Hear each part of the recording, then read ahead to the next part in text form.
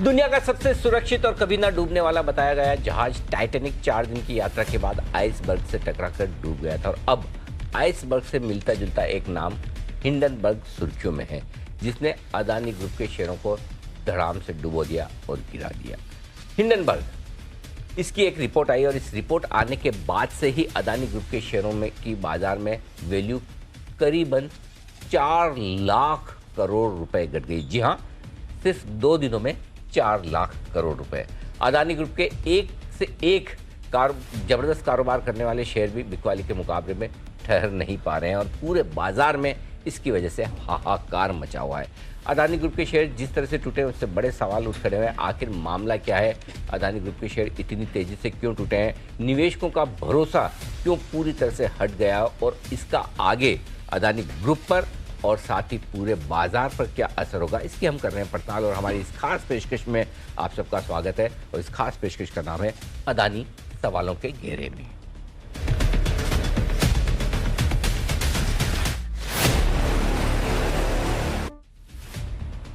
इस खास पेशकश में हमारी रिसर्च टीम है और इसके साथ ही हमारे मार्केट एक्सपर्ट अमरीश बलिगा साहब भी हमारे साथ कार्यक्रम में शामिल हो रहे हैं और इन सब से करेंगे मुलाकात और जानेंगे कि एग्जैक्टली पिछले 2 ट्रेडिंग सेशन में ऐसा क्या हो गया, बाजार का मूड माहौल बदल गया। अदानी शेयर जो मार्केट के डार्लिंग और बड़े पसंदीदा माने जाते थे, इस तरह से गिर रहे जैसे कि उन्हें कोई खरीदना ही नहीं चाहता।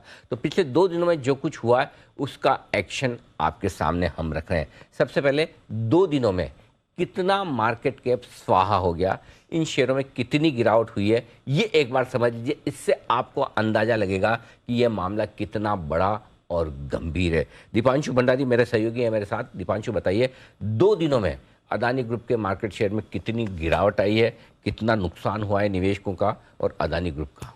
अनिल जी, जो जिस तरह की वेल्थ क्रिएट करने में सालों साल लग जाते हैं, कुछ समय तो डेकेड्स लग जाते हैं, वो 2 दिन में आपके लिए वाइप ऑफ होती हुई दिख रही है। 4 लाख करोड़ रुपए का नुकसान हुआ है सिर्फ और सिर्फ अदानी ग्रुप के शेयर्स में। 4 लाख करोड़ से ज्यादा का नुकसान 2 दिन की गिरावट में आपने देखा है। बल्कि अगर आप देखेंगे तो पूरे ग्रुप की जो मार्केट कैप है वो करीब 20 लाख करोड़ की हुआ करती थी, जो गिरकर अब 15 लाख करोड़ की आपको होती दिख रही है। तो 2 दिनों में आपने इतना बड़ा घाटा देखा है कि पूरे ग्रुप की मार्केट कैप में करीबन 25 करोड़ के आसपास, 25% के आसपास का नुकसान हो गया।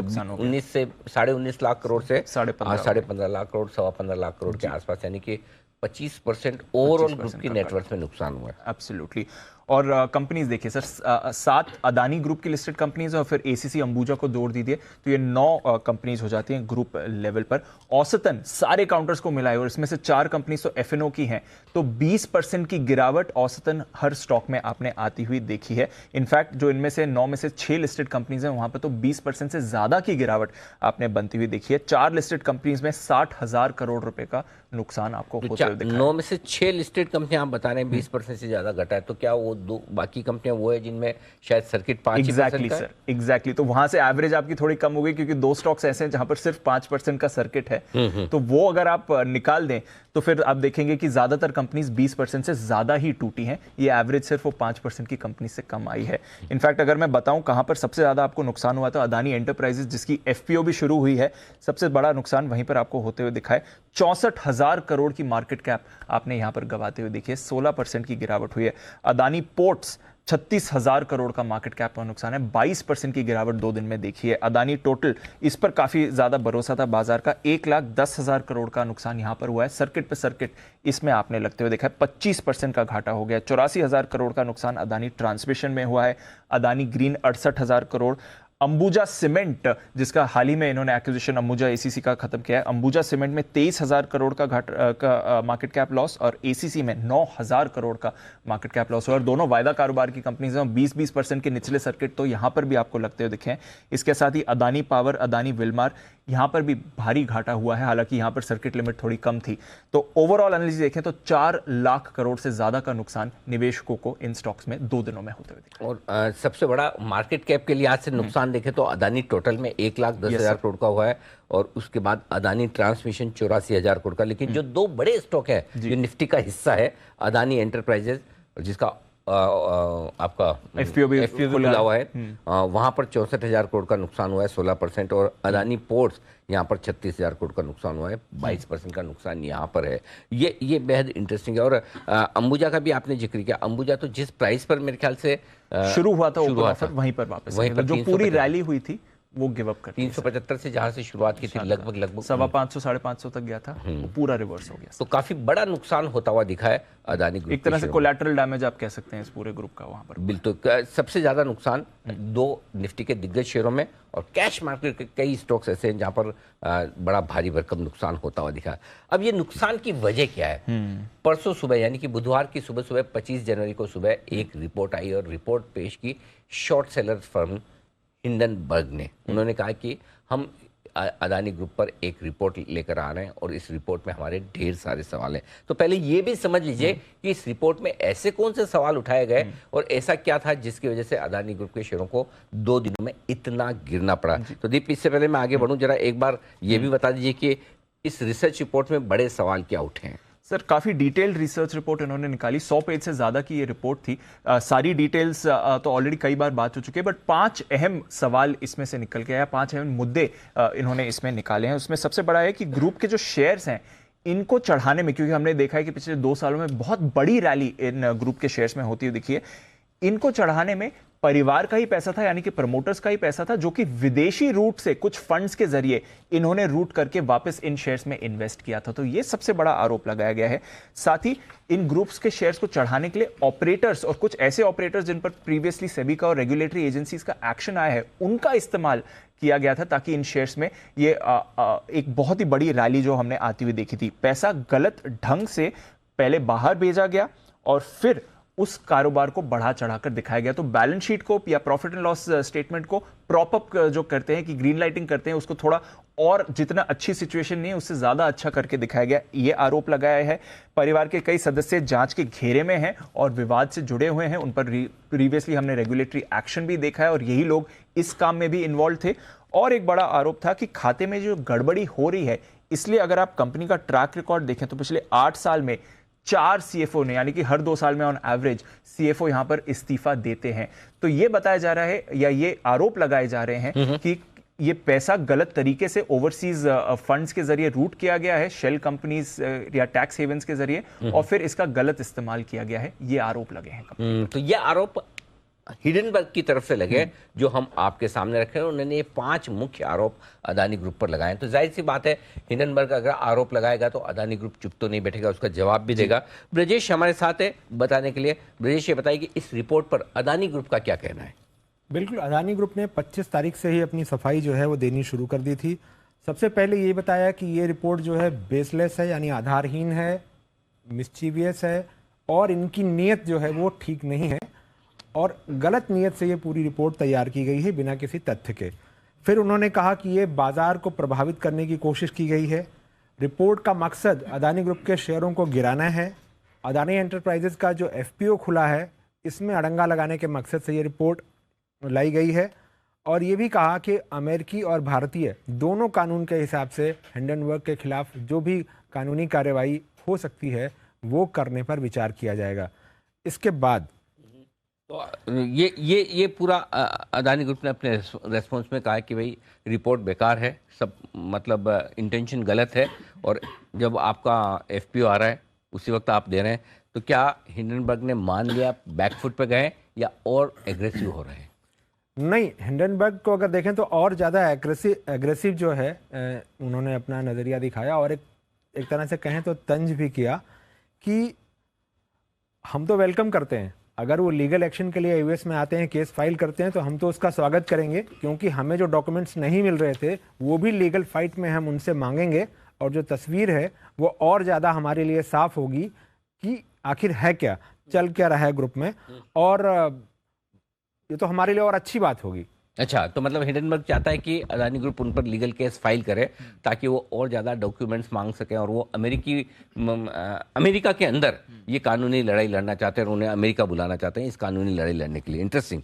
आइए, तो अब आप सोचेंगे कि आखिर ये हिंडनबर्ग है कौन और क्यों शॉर्ट सेलिंग करते हैं और क्यों रिपोर्ट निकालते हैं और इनका बैकग्राउंड क्या है। तो आशीष हमारे साथ है जल्दी से बताने के लिए। आशीष बताइए, हिंडनबर्ग क्या करती है एक फर्म, किस तरह की रिपोर्ट्स निकालती है, क्या एक्शन लेती है? देखिए, शॉर्ट सेलिंग फर्म है, रिसर्च फर्म है, जो कि फॉरेंसिक ऑडिट के माध्यम से रिपोर्ट निकालती है।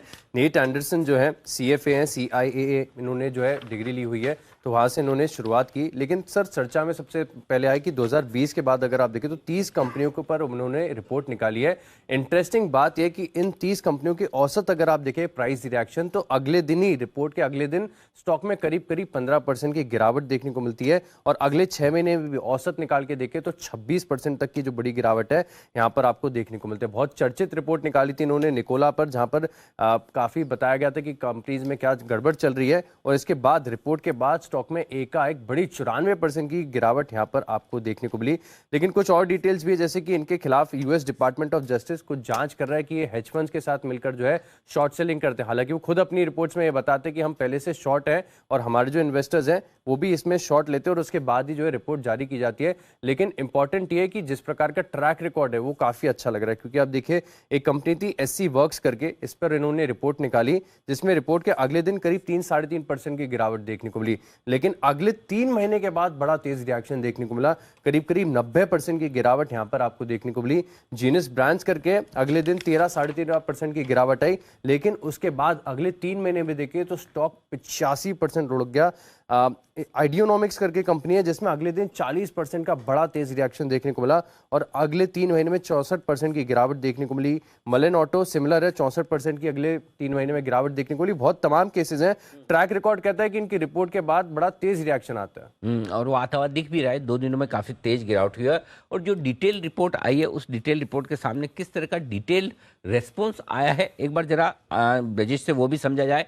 उसके बाद अलग अलग तरह के इन्वेस्टर्स और अलग अलग तरह के सवाल क्या है, उन पर भी हम आगे बढ़ेंगे। तो जल्दी से बताएं ब्रजेश कि किस तरह का डिटेल रेस्पॉन्स आया है। बिल्कुल, जो 88 बातें, 88 मुद्दे उठाए थे हिंडनबर्ग ने, तो हिंडनबर्ग ने ये क्लेम किया था कि अडानी ने हमारे किसी भी सवाल का जवाब नहीं दिया, वो सिर्फ ब्रॉडर मोटी मोटी बातें कह रहे हैं। तो उसके जवाब में अडानी एंटरप्राइजेज और ग्रुप की जो बाकी कंपनियां हैं, उन्होंने भी, जिन पर सवाल उठाए थे, उन्होंने भी इन्वेस्टर प्रेजेंटेशन दिया। और इन्वेस्टर प्रेजेंटेशन में जो जवाब हैं वो इस तरह से कहे हैं कि 88 सवालों में से जो 21 सवाल का ऐसे हैं जो उनके डिस्क्लोजर से उठाए गए हैं, जो हिंडनबर्ग ये दावा कर रहा है कि उन्होंने बहुत 2 साल की तगड़ी इन्वेस्टिगेशन की है, बहुत मेहनत की है। तो ऐसा नहीं है, ये पब्लिक डिस्क्लोजर से उठाकर ये जो है इस माहौल बनाने की कोशिश कर रहे हैं। और 9 में से 8 कंपनियों में जो है बड़े बिग 6 जो ऑडिट हैं वो ऑडिटर हैं, इसलिए छोटे ऑडिटर की बात को जो उन्होंने खारिज करने की कोशिश की, बड़े ऑडिटर्स उनकी कंपनी में नहीं है। ये भी कहा कि ग्रुप की जो रेटिंग करने वाले, जिसमें 3 ग्लोबल कंपनियां हैं और 7 भारतीय रेटिंग कंपनियां हैं, इसलिए जो गड़बड़ियों की बात की जा रही है उस बात में दम नहीं है।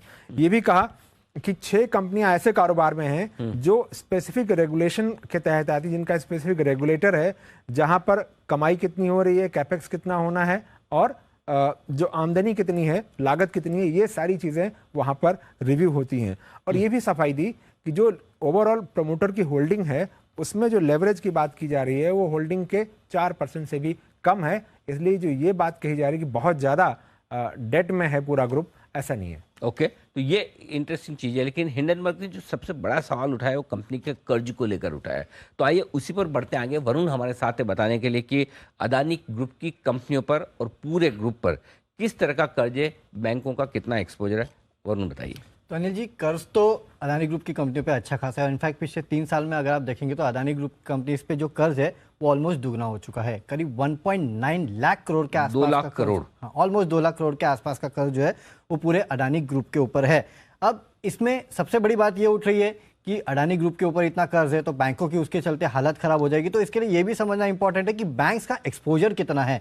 ये जो 2 लाख करोड़ के आसपास का कर्ज है, इसमें से बैंक्स का कुल एक्सपोजर जो है वो करीब 70 से 80 हज़ार करोड़ के आसपास है। यानी कि कुल एक्सपोजर में से 38% के आसपास का एक्सपोजर जो है वो बैंक्स का है। बॉन्ड्स का करीब 37% के आसपास का है, और उसमें भी रुपी डिनोमिनेटेड बॉन्ड्स अगर आप देखेंगे तो 8% और बाकी डॉलर डिनोमिनेटेड बॉन्ड्स है। एनबीएफसी 11% और बाकी जो है इंटरग्रुप लेंडिंग के आसपास है। लेकिन इंटरेस्टिंग चीज ये है कि लगातार जो बैंकों का कर्ज है as a exposure to total debt यहाँ पे कम होते जा रहा है। FY16 में जो 86% था वो अब कम होकर 40% हो गया, और इस 40% में से भी निजी बैंक जो है उनका 10% से कम है, और जो PSUs है उनका करीब 35 से 40% के आसपास है। फॉरेन बैंक्स भी आप याद रखिएगा करीब 18% के आसपास जो कर्ज है वो फॉरेन बैंक्स का है। इसमें अनिल जी इंटरेस्टिंग चीज़ एक ये भी है कि आप ये तो देख रहे हैं कि अडानी ग्रुप के जो कर्ज है उसमें बैंक्स का कितना है, लेकिन बैंक्स की जितनी बैलेंस शीट है उसमें अडानी ग्रुप का हिस्सा कितना है वो भी देखना इंपॉर्टेंट है। प्राइवेट बैंक्स का अगर आप देखेंगे तो महज 0.3%, पीएसयूज में महज 0.7% के आसपास का एक्सपोजर। ओके, अच्छा, लेकिन एक और जो सवाल उठे हैं इस रिपोर्ट में वो अदानी ग्रुप के शेयरों को गिरवी रखने को लेकर भी उठे हैं, प्लेज को भी लेकर। तो जरा वरुण डेटा बताएं, कितने शेयर प्लेज हैं इस वक्त अदानी ग्रुप के? तो अनिल जी अच्छे खासे और ऑलमोस्ट हर एक कंपनी में जो अडानी ग्रुप के प्रमोटर्स है उनकी शेयर होल्डिंग प्लेज है। आप अडानी ट्रांसमिशन में देखिए 74% के आसपास का हिस्सा है, करीब 6.5% प्लेज है। अडानी ग्रीन में भी करीब 4.5% के आसपास की प्रमोटर होल्डिंग प्लेज है। सबसे ज़्यादा अडानी पोर्ट में है, 17% के आसपास जो होल्डिंग है वो इनकी प्लेज है। अडानी एंटरप्राइज में 2.7%, अडानी पावर में सबसे ज़्यादा है, 75% होल्डिंग रखते हैं प्रमोटर, और उसमें से 25% प्रमोटर्स की होल्डिंग जो है वो यहाँ पे प्लेज है। सिर्फ यही नहीं, एसीसी जो हाल ही की लिस्ट इन्होंने एक्वायर की कंपनी, उसमें भी 57% के आसपास का हिस्सा है, 11.5% उसमें भी प्लेज है। तो तमाम अडानी ग्रुप की कंपनीज है। मैं लिस्ट निकाल रहा था, करीब 3-4 ही कंपनीज थी जिनमें प्लेज नहीं है, बाकी सब में लगभग सब प्लेज में है। प्रमोटर्स होल्डिंग कुछ हद तक प्लेज भी है। आइए, अब अदानी ग्रुप का ये मामला बाहर आने के बाद काफ़ी प्रतिक्रियाएं आ रही है अलग अलग तरीके से, चाहे वो ब्रोकरेज हाउस हो, चाहे इन्वेस्टर एजुकेशन और शेयर एक्टिविज्म वाली कंपनियां हो, या फिर जाने माने निवेशक हों। तो दुनिया भर में एक जाने माने दिग्गज निवेशक है अमेरिका के बिल एक्मैन, उन्होंने हिंडनबर्ग की रिपोर्ट की तारीफ की है। आइए पहले इसकी एक बार जानकारी ली जाए आशीष से। आशीष, बताइए ये बिल एक्मैन है कौन और उन्होंने क्या कहा है हिंडनबर्ग की रिपोर्ट के बारे में? सर, पहले इनका ट्वीट बताता हूं। इन्होंने ये कहा है कि जो रिपोर्ट निकाली है एक्सट्रीमली वेल रिसर्च्ड है और हाईली क्रेडिबल है। इस रिपोर्ट की काफ़ी तारीफ की है उन्होंने, और एक तंज भी कसा है इनमें। एंड में एक है कैविएट एम्प्टो, ये इसका मतलब होता है, लैटिन शब्द है, इसका मतलब ये होता है कि जो खरीदने वाला है अब आगे जाके सावधान रहे। जैसे कि आपने पूछा कि है कौन, तो इनका थोड़ा सा परिचय दे देता हूं। ये यूएस के दिग्गज निवेशक हैं, हेज फंड मैनेजर हैं, और पर्शियन कैपिटल करके जो है इसके फंड के सीईओ हैं। और इसका एयूएम अगर आप देखें तो करीब करीब 1.5 लाख करोड़ के आसपास है। और इनका भी इतिहास रहा है कि ऐसे इन्वेस्टर एक्टिविज्म में काफ़ी पार्ट किया है। इन्होंने 2012 में एक कंपनी थी हर्बल लाइफ करके, इसके अगेंस्ट एक रिपोर्ट निकाली थी और उसमें कहा था कि ये कंपनी का जो पूरा कारोबार है एक पिरामिड स्कीम की तरह चल रहा है। और स्टॉक में भी देखें तो बड़ा तेज रिएक्शन देखने को मिला था, करीब करीब 20% 3 दिनों में लुढ़क गया। हालांकि उसके बाद विपरीत रिएक्शन भी देखने को मिला स्टॉक के अंदर, लेकिन इन्होंने रिपोर्ट की तारीफ किया, कहा है कि एक्सट्रीमली वेल रिसर्च्ड है और हाईली क्रेडिबल है। हाईली क्रेडिबल और एक्सट्रीमली वेल रिसर्च है, ये उनका मानना है। आइए, कुछ और इंटरेस्टिंग चीज़ें इसको लेकर होती हुई दिख रही है। रॉयटर्स के हवाले से एक खबर आई है और रॉयटर्स का ये कहना है कि सेबी भी इस रिपोर्ट के ऊपर अपनी नज़रें बनाए हुए हैं। आशीष, आप ही को बताना है कि सेबी का क्या व्यू बन रहा है, किस तरह के डेवलपमेंट हो रहे हैं, रॉयटर्स क्या बता रहा है, सेबी क्या करने वाला है? देखिए, रॉयटर्स के हवाले से एक खबर आई है कि जो रिपोर्ट आई हिंडनबर्ग की, इसकी रिपोर्ट का संज्ञान जो है सेबी ने लिया है और अब ये फर्दर इसको इस्तेमाल करेंगे जांच के लिए। दरअसल मामला चल रहा है कि होलसेल ग्रुप के साथ इन्होंने जो अधिग्रहण किया था एसीसी और अंबुजा का, तो उसके लिए इन्होंने एक एसपीवी का गठन किया। तो सिर्फ एक एसपीवी नहीं है, कुछ 17 फॉरेन ऑफशोर एंटिटीज हैं जिनका इस्तेमाल किया गया था इस अधिग्रहण के लिए। तो सेबी ने इसका संज्ञान लिया है और इन रिपोर्ट्स को अब वो अपनी जांच के लिए फर्दर यूज करेगा। ये इंटरेस्टिंग चीज़ है कि अब वहाँ पर भी सेबी की तरफ से भी जांच बढ़ने के आसार। ब्रजेश, चूंकि आप सेबी के मामले को बड़ी क्लोजली ट्रैक करते हैं, तो पहले भी जांच जो चल रही थी उसमें क्या हुआ है, आगे क्या होने की संभावना दिख रही है? बिल्कुल, अगर देखें तो 19 जुलाई 2021 को पार्लियामेंट में जब ये सवाल उठ रहे थे कि अदानी ग्रुप में बहुत सारी गड़बड़ियां हैं और विपक्ष के लोग जब सवाल उठा रहे थे, तब संसद में जवाब दिया गया था कि अडानी ग्रुप के खिलाफ सेबी जांच कर रही है और इसके अलावा डीआरआई की भी जांच जारी है। सेबी की जांच जो जारी थी वो अलग अलग मामलों को लेकर के थी। उसमें कुछ कंपनियों की संख्या दी गई थी, लेकिन नाम नहीं बताया गया था कि कौन कौन सी कंपनियां हैं। लेकिन उसके बाद का इंसिडेंट अगर देखें तो एक कंपनी की डीलिस्टिंग की बात हो रही थी, वो प्लान फिर उसके बाद टल गया। इसके अलावा जो सेबी की जांच थी वो अभी भी चल रही है, लेकिन एक बात ये होती है कि सेबी की अपनी एक सीमाएं हैं। सेबी ये जांच कर सकता है कि सिक्योरिटीज लॉ का वायोलेशन कहां पे हुआ है, लेकिन अगर ये जांचना है कि क्या इसमें ऑफशोर फंड है, क्या जो फंड फॉरेन इन्वेस्टर बनकर दिख रहे हैं क्या वो यहीं के हैं या बाहर के हैं, तो बाहर के फंड हैं वो कौन हैं, इसके लिए फिर दूसरी एजेंसियों को इसमें आना पड़ेगा। बिल्कुल, तो शायद इनकम टैक्स डिपार्टमेंट और दूसरी एजेंसीज भी इसमें आए, लेकिन एलआईसी एक बड़ा इन्वेस्टर है अदानी के लिए।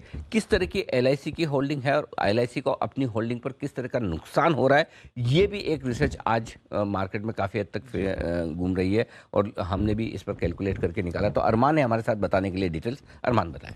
जी सर, ये अगर आप टोटल अगर आप देखेंगे, हमने 9 कंपनियों की बात करी, 9 कंपनियों में से 7 कंपनियां ऐसी हैं जहां पर आपको एलआईसी की हिस्सेदारी दिखेगी। और इसमें जो 2 दिन में अगर आपको कुल मिला के जितना मार्केट कैप, उनको इन्वेस्टमेंट जो वैल्यू है इनकी गिरावट आई, वो लगभग 18,300 करोड़ की जो है इन्वेस्टमेंट वैल्यू वो एलआईसी की कम होती हुई दिखी है, जिसमें सबसे ज्यादा अगर आप देखेंगे तो वो अडानी टोटल में है, जहां पे उनको 6,350 करोड़ की जो इनकी इन्वेस्टमेंट वैल्यू है वो कम होती हुई दिखी, क्योंकि यहाँ पे 6% हिस्सेदारी है।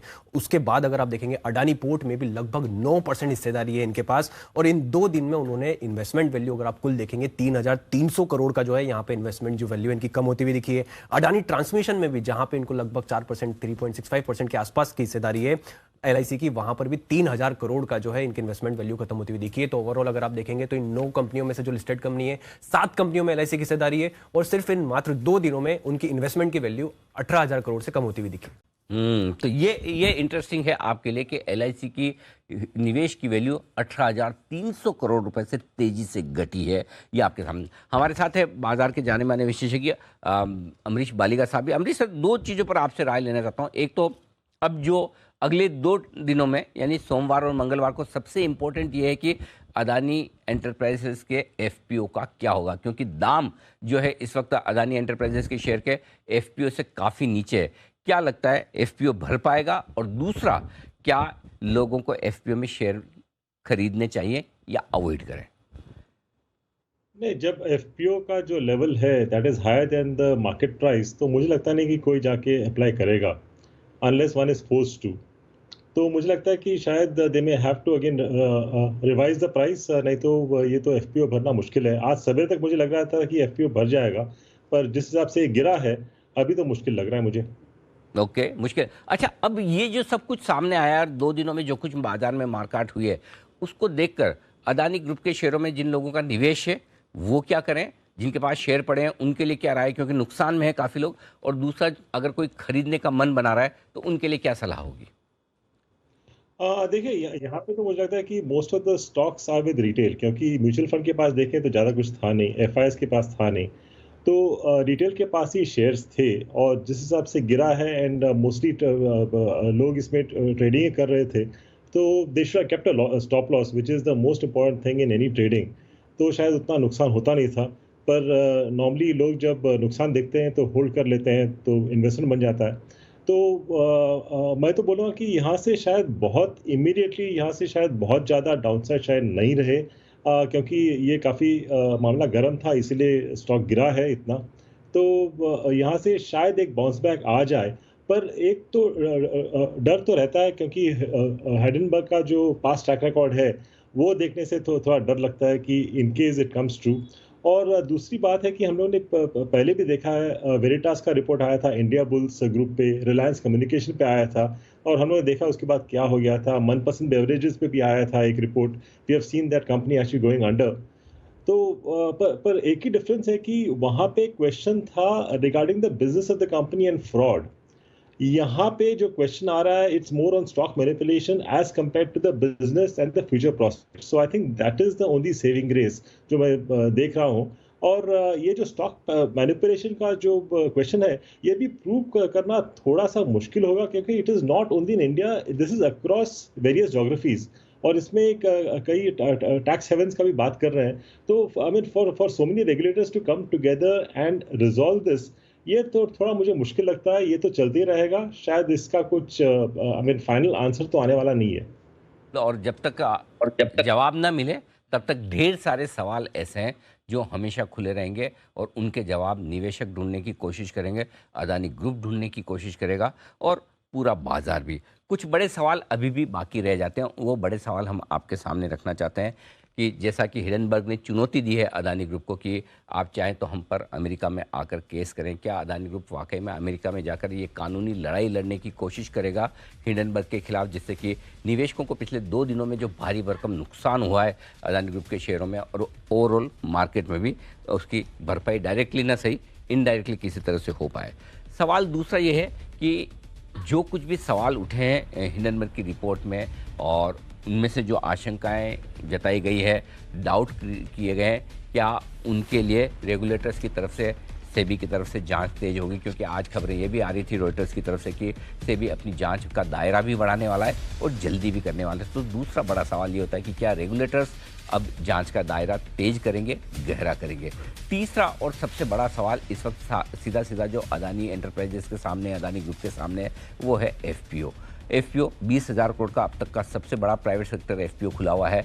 बंद होना है 31 तारीख को, मंगलवार को। अभी तक कोई खास नहीं के बराबर रेस्पॉन्स है। सोमवार मंगलवार को देखना होगा कि 20,000 करोड़ का अगर ये एफपीओ नहीं भर पाता है तो ये एक बड़ा क्वेश्चन मार्क होगा ग्रुप की फंड रेजिंग कैपेसिटी पर। तो इस पर भी सवाल उठेंगे। और चौथा और बड़ा इंटरेस्टिंग सवाल है, क्योंकि कई सारे ऐसे ग्रुप हैं जिनके कर्ज को लेकर सवाल उठे हैं, लेकिन कुछ ऐसे कॉरपोरेट्स भी आपने देखे हैं, कुछ ऐसे ग्रुप भी देखे जिन्होंने अपने कर्ज घटाने के प्लान एकदम सामने रखे हैं और उस डेडलाइन को फॉलो किया है और वो पैसा लेकर आए हैं बड़े इन्वेस्टर से, चाहे वो अंतर्राष्ट्रीय इन्वेस्टर हो चाहे भारतीय हो, और उन्होंने अपनी बैलेंस शीट को मजबूत करने का काम किया है। क्या अदानी ग्रुप भी इसी तरह से कुछ निवेशक लाकर इक्विटी रेज करके इस अपने कर्ज को कम करके, बैलेंस शीट को डीलेवरेज करके, मजबूत करके कॉन्फिडेंस निवेशकों के सामने रखेगा? और पांचवा और अंतिम सवाल है कि क्या ऑफशोर सौदों को लेकर बार बार जो सवाल उठते हैं उस पर अदानी ग्रुप की तरफ से कोई तस्वीर साफ करने की कोशिश की जाएगी या नहीं? ये ढेर सारे सवाल हैं जो आगे आने वाले समय में शायद इनके जवाब मिले या न मिले, लेकिन सवाल ये हमेशा खड़े रहेंगे। तो इस वक्त जो कुछ भी हुआ है पिछले 2 दिनों में, क्या सही है क्या गलत है ये वक्त बताएगा, लेकिन एक बात जो सही है, सच है और आप सबके सामने, वो ये कि 2 दिनों में अदानी ग्रुप के शेयरों में निवेशकों का और पूरे बाजार में इन्वेस्टर्स का भारी भरकम नुकसान हुआ है, जिसकी भरपाई कब और कैसे होगी इसका जवाब किसी के पास नहीं। इस खास शो में इतना ही। आप सबका बहुत बहुत धन्यवाद। बने रहिए हमारे साथ जी बिजनेस पर। नमस्कार।